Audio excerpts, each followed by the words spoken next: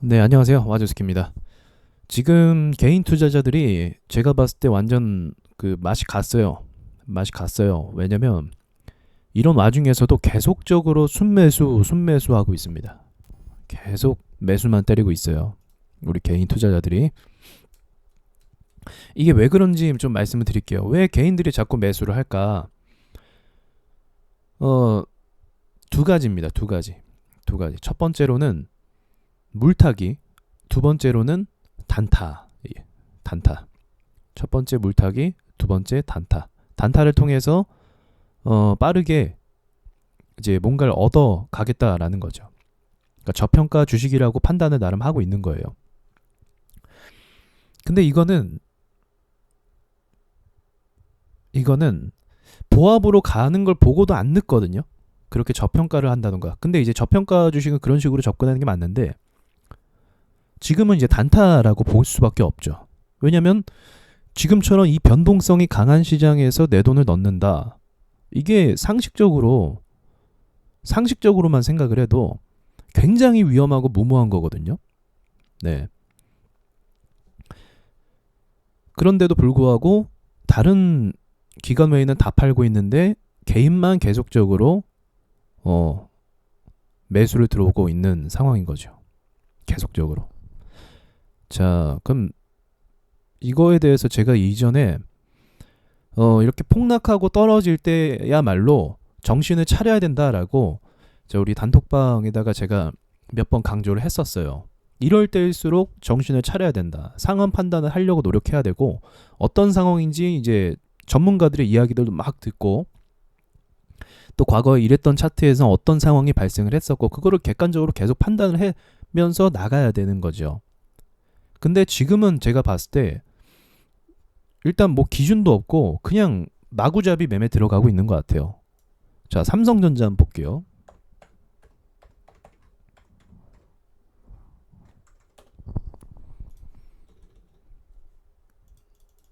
자, 지금 글로벌 증시가 핵폭탄급의 악재를 맞아갖고 계속 떨어지는데 삼성전자도 뭐 예외는 아닙니다. 이 부분에 있어서. 그래도 이제 우량주이다 보고 한국 대표 주식이다 보니까 방어를 잘 해주고 있어요, 나름대로. 그러나 이 차트 분석만 놓고 봤을 때 이 친구가 지지를 받아야 될 구간이 어디였죠? 네, 지지선 여기. 최초로는 여기. 최초 지지 구간에서 반등이 나왔다가 이탈되고 나서 반등 실패했죠. 탈환도 실패했어요. 마지막에 종가로 밀어서 무너져 버렸습니다, 이날. 그리고 개파락을 한 상태예요. 이렇게 될 경우 제 책에도 있지만 뭐 2, 3일 이내에 다시 탈환해서 올라오면 괜찮아요. 근데 그게 아니면 이 가격을 다시 탈환하는 게 굉장히 어려워집니다. 현실적으로, 통계적으로. 그러면은 자, 올라온다라는 보장이 지금 돼 있지도 않은 상태. 기술적 반등으로 치고 이제 계속 부딪히고 떨어지는 게 보이시죠? 치고 떨어져 보이는 게 보이실 거예요. 이렇게 계속적으로 주저앉는 상황에서 아직 방향이 확실하게 결정되지 않은 상황에서 이런 식으로 매수를 계속 들어온다라고 한다면 그 다음 지지선, 기본적인 거예요. 그 다음 지지선 어디를 볼 수가 있어요? 뭐 4만 원대 또는 그 밑으로는 3만 7천 원대. 이런 식으로 분석해 나가면은 이 친구가 갖고 있는 리스크가 좀 크다라는 것은 이거는 초등학생만 봐도 알 수 있는 거죠. 초등학생이 기술적 분석을 조금씩 해왔다라고 한다면 이런 상황에 대해서 판단을 할 수 있는 거예요.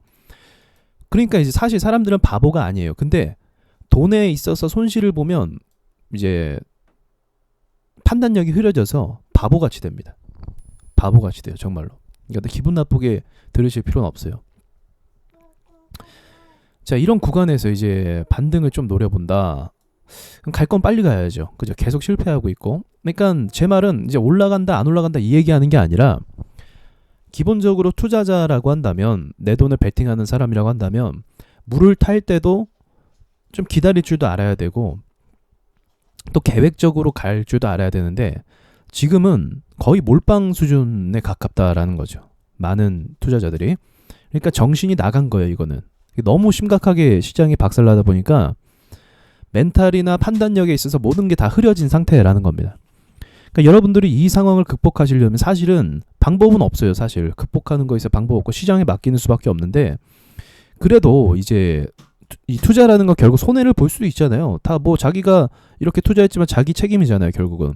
그럼에도 불구하고 이 투자를 하는 데 있어서 한 번 더 신중하게 좀 고민해 봐야 될 부분이 어딘가, 생각해 봐야 될 부분이 어딘가, 그런 거를 좀 생각해야 된다는 거죠. 제가 왜 이렇게 얘기하냐면 이게 순매수가 계속 이어지고 있어요. 한국 증시에 개인 투자자의 순매수만 이어지고 있습니다.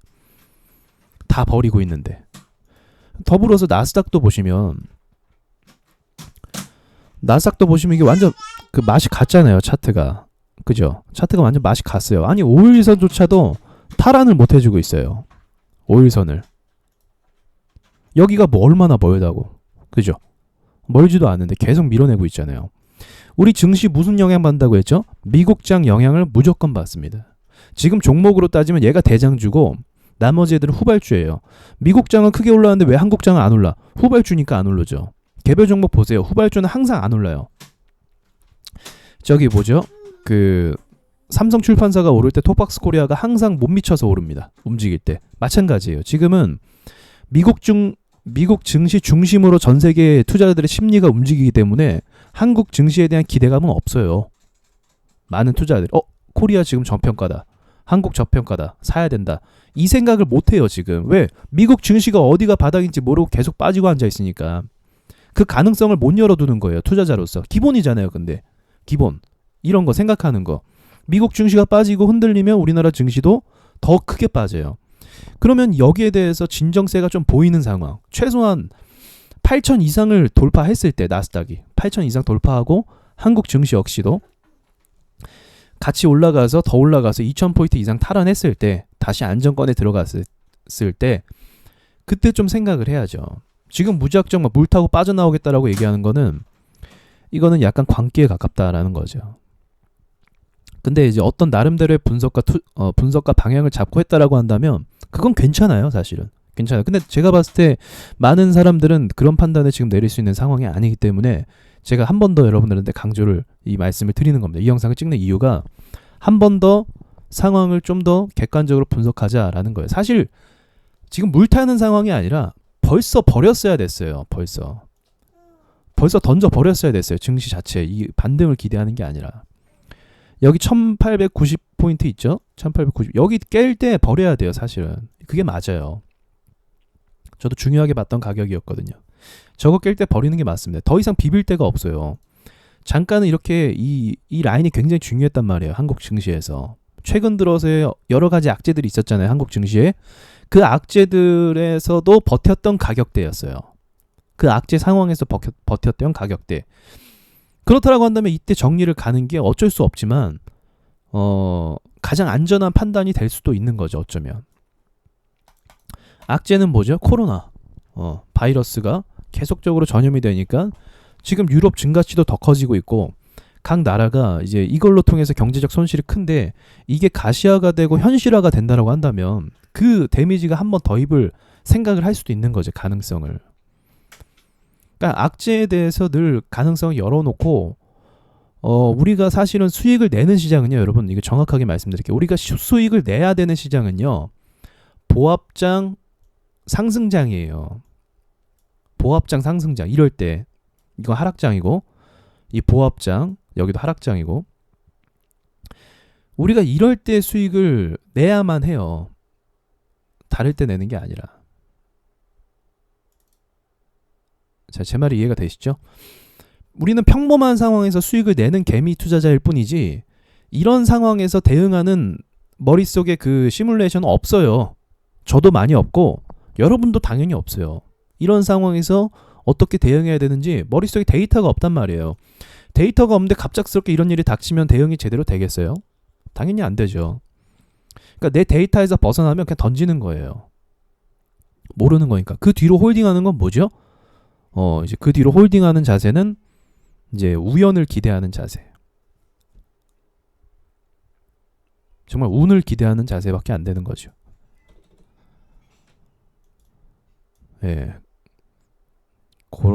그래서 이제 좀 이 부분의 정신을 좀 우리가 차릴 필요가 있다라고 생각을 합니다. 계속적으로 외인 기관은 던지고 있는 상황이에요. 근데 우리가 여기서도 계속적으로 막연한 어떤 매수를 해 나간다고 한다면 좀 많이 힘들어져요. 더 시궁창으로 빠지게 돼요. 시궁창 빠지게 되고 반등이 나오면 저도 좋겠어요, 여러분.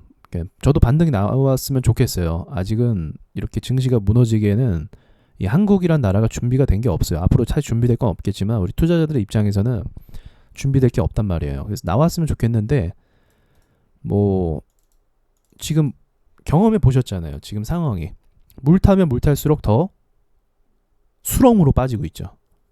물 타면 물 탈수록 현금은 이제 없어지고 그럼 어떻게 해요? 대출 받아서 하는 거죠. 그러니까 신용 비율이 더 늘어나는 거예요. 안 줄어들고. 이해되시죠, 제 말이? 그러니까 확실한 원칙을 가지고 애초에 딱 접근을 해야 되는 시장인데 그게 아니다 보니까 이제 어영부영 좀 느슨한 모습으로 가다 보니까 박살나는 거죠. 자, 여기 라인도 제일 중요해요. 지금 이제 그 매물대 라인인데 이 라인도 굉장히 중요합니다. 지금 이 구간에 들어와서 반등 가능성은 제가 봤을 때 있긴 있어요. 있긴 있습니다. 미 증시도 마찬가지고 가능성은 있어요. 그래서 올라올 때 만약에 지금부터 올라온다고 한다면 꼭 비중을 줄이세요. 예, 이번 손해를 어쩔 수 없으니까 다음에 증시가 좀 괜찮아지거나 아니면 깊게 눌렸을 때 수익을 보실 생각을 하셔야 되지 막연하게 그 비중 큰 거 이제 물 타고 막 비중 커졌을 거 아니에요. 그걸 또 들고 간다? 그리고 만약 밀린다? 진짜 돌이킬 수 없습니다. 오르긴 오르죠. 반등으로. 근데 여기서 밀려갖고 이 비중 컸던 애들이 여기까지 또 밀린다. 제자리로 온 거예요. 그러면 여기까지 또 못 가요. 이제 증시는. 가기 힘들어요. 여기까지 가기가. 그럼 몇 개월 걸립니다. 그럼 내가 막 대출도 받고 비중도 커진 이 주식을 가지고 또 존버를 간다? 야, 그럼 어떻게 될까요? 한 살이 한 20kg 빠질 것 같은데? 20kg 좀 과장이고 한 10kg 빠질 거예요, 진짜. 입맛이 없으니까. 네, 판단 잘하세요, 여러분들. 여기 봐주는 거 없습니다, 주식시장은. 자기가 잘 알고 대응을 해야만 매뉴얼이 생기는 거지. 누가 돈 벌어다 주는 것도 아니고 누가 지금 막 멱살 잡고 끌어서 도와주는 것도 아니에요. 여기는. 그럴 만한 사람도 없고. 자, 이상 마치겠습니다.